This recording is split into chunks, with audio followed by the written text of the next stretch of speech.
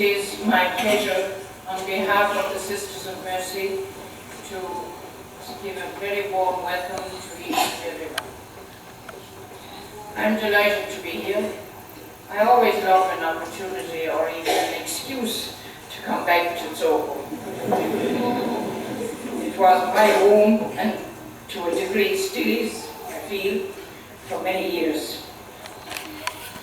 I am brought back this morning 32 years ago when Tsogo started. There are not many of you around now. I'm looking at Lucas Mokabe here in front of me, who I think was in Standard 5 then. And Peter Motata, our old stalwart there at the back.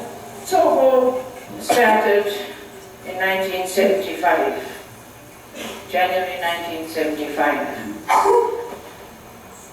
It has seen many people come and go and come back again, and much water has run under the bridges since then. But Tsogo has had a good reputation. It's got many great awards and great results. National awards, science awards, overall performance awards, and we are very proud of it. But a school is not only in existence for academic results. They're very important, of course, but a school must provide a wholesome, holistic education. And I think from what's happening today, we can say that it has done that. Tsogo students have done well everywhere, and are making a valuable contribution in the economic, the educational, the social, the industrial, the legal, the spiritual fields.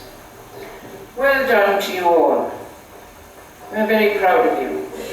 As I was coming in and I saw all the BMWs outside, I said, that's a good sign.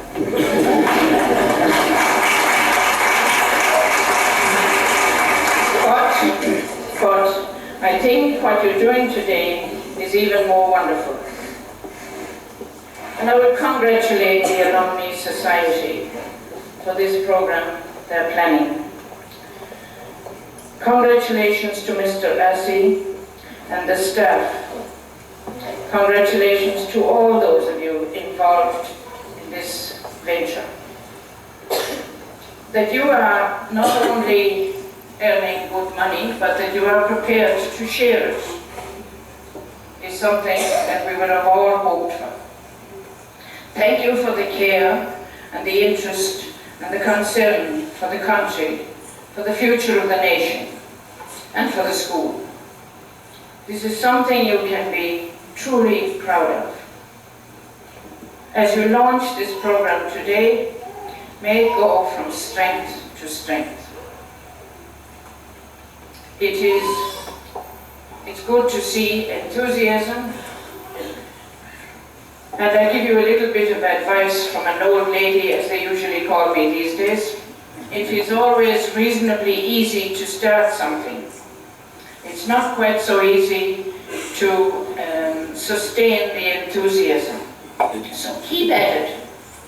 Don't let this momentum die. It's a very generous, noble action, and it's one worth carrying on. And my wish for it is that you will get all the support you deserve.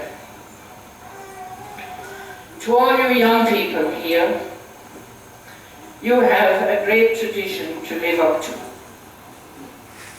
Don't let your previous students, don't let them down.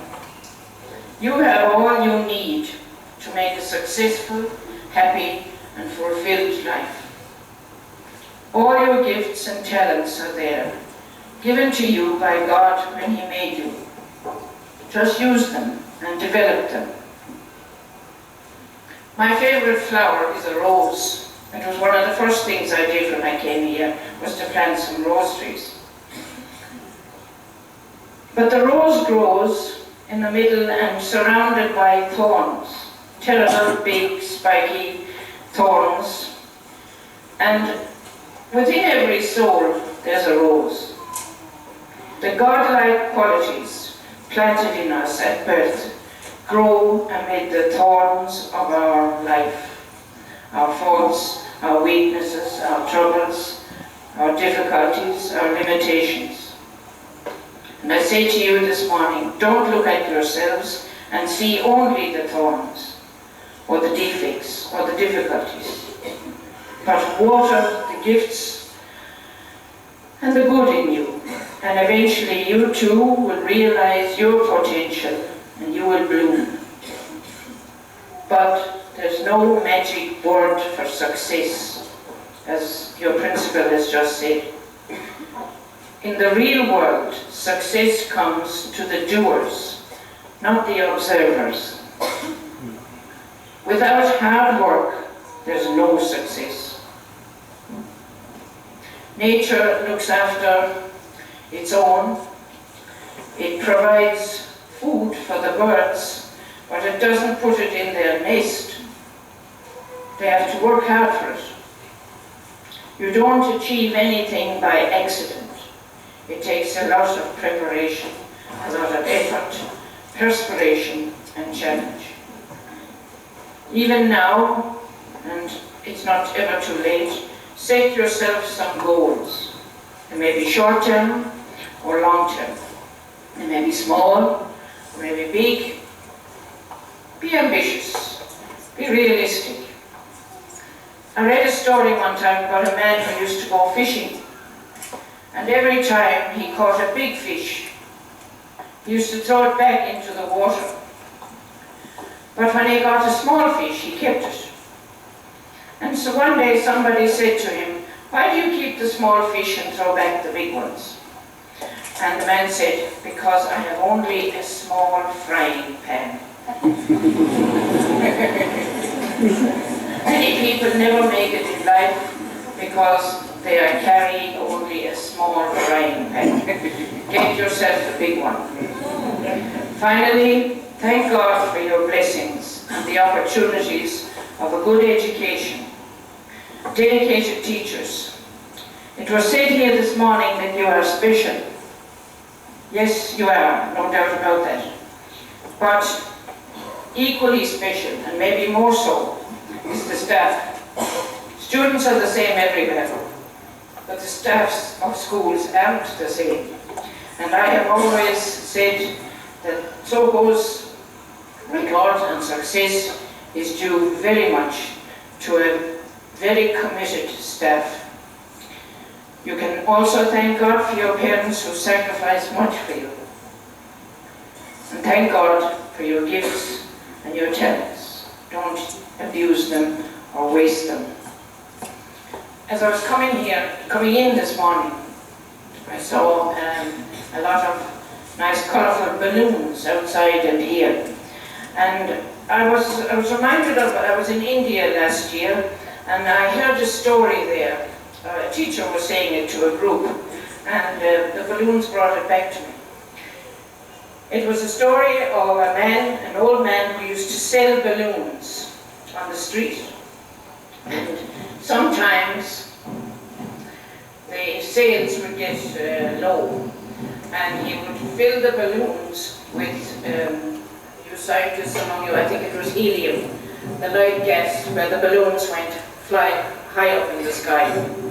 And then the youngsters would all come round and they'd buy the balloons when they saw them floating up in the sky.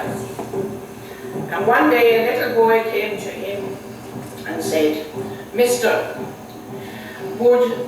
if the balloon was," because all these balloons that were going up were green and yellow and orange and red and pink and bright colors. And this little boy said to the man, "If the balloon was black, would it still fly?" And the old man said to him, "Son, it's not the color of the balloon, it's what's inside it that makes it fly." Thank you.